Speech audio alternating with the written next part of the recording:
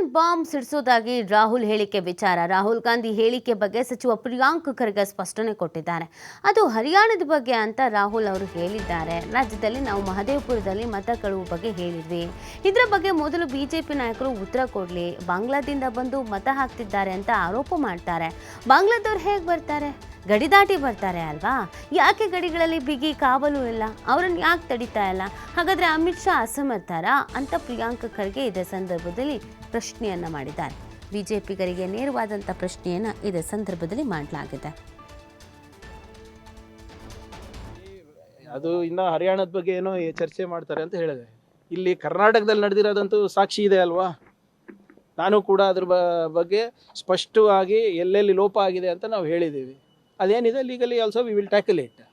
ಈಗ B J ಪಿಯವರು ಉತ್ತರ ಕೊಡಬೇಕಲ್ಲ ಅದಕ್ಕೆ. ಮಹದೇವಪುರದಲ್ಲಿ ನಡೆದಿದ್ದು ಏನು, ಹೇಗೆ, ಯಾಕೆ, ಯಾರು ಮಾಡಿದ್ದು? ಈಗ ಅಲ್ಲಿ ಮೊನ್ನೆ ಒಂದು ಇಂಟರ್ವ್ಯೂ ನೋಡಿರಬೇಕು.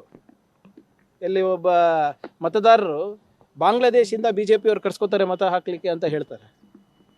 ಅದಾದಮೇಲೆ ಹಿಂದಿನ ಏನು ಜನಪ್ರತಿನಿಧಿ ಆದಂಥ ಅರವಿಂದ್ ಲಿಂಬಾವಳಿಯವರು ಒಂದು ಅಭಿಯಾನ ಮಾಡ್ತಾರೆ. ಬಾಂಗ್ಲಾದೇಶಿದವರಿಗೆ ಹೊರಗೆ ಹಾಕಬೇಕು ಅಂದ್ಬಿಟ್ಟು ಜನಜಾಗೃತಿ ಅಭಿಯಾನ ಮಾಡ್ತಾರೆ, ಹೊರಗೆ ಹಾಕಬೇಕು ಅಂತ.